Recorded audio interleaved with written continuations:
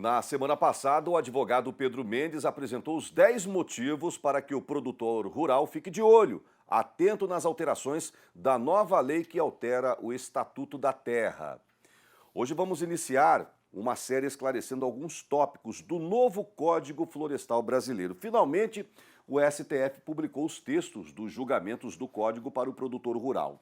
Haviam dúvidas sobre possíveis alterações e que modificasse, por exemplo, o cadastro ambiental rural já feito pelo fazendeiro. A boa notícia é que o Supremo Tribunal Federal manteve a constitucionalidade de quase 40 artigos do novo Código e o preenchimento do CAR foi considerado válido. Vamos entender melhor o assunto? Saudações, Pedro Mendes. Saudações, Mauro, saudações a todos do Giro do Boi e do nosso quadro Direito Agrário, pois o assunto hoje é o Código Florestal e finalmente, os famosos acórdãos, ou seja, os julgamentos do Supremo Tribunal Federal, que há mais de 1 ano e meio foram julgados, mas o texto do dia em que foram julgados não havia sido publicado no Diário Oficial. Pois bem, essa é a novidade, os textos daqueles julgamentos, que se chamam Ações Diretas de Inconstitucionalidade, as ADIs. O texto das ADIs foi publicado no Diário Oficial e a preocupação era saber, naturalmente, o que está escrito e qual o efeito disso para o produtor rural.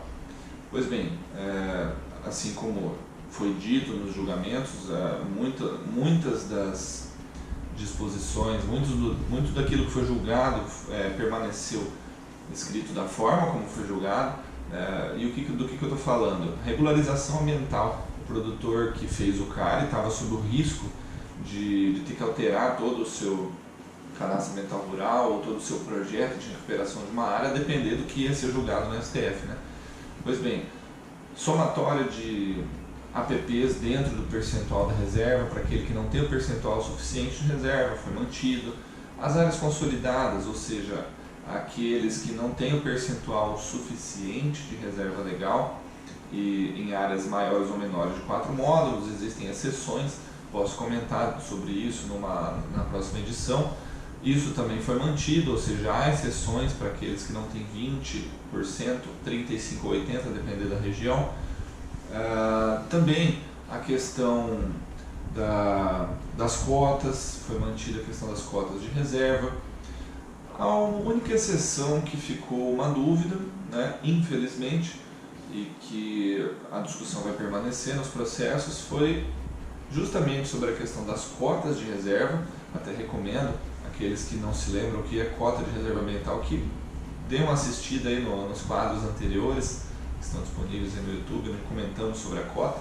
Mas pelo Código Florestal, aquele que não tem um percentual de reserva dentro da sua área e deseja fazer dentro de outra, poderia por meio das cotas, desde que tenha a equivalência de tamanho, ou seja, você vai precisar de X cotas em hectares, você vai buscar essa quantidade numa outra área,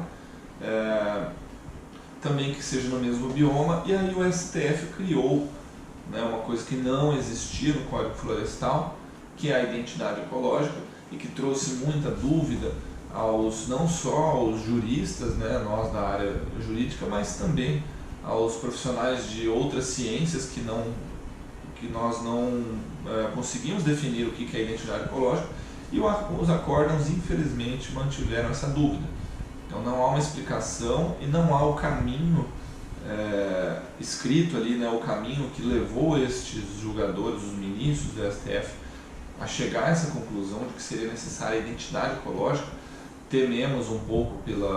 Nós tememos pela interpretação disso, já que identidade ecológica praticamente acontece dentro da mesma propriedade para ter as mesmas características, de fauna, flora, clima.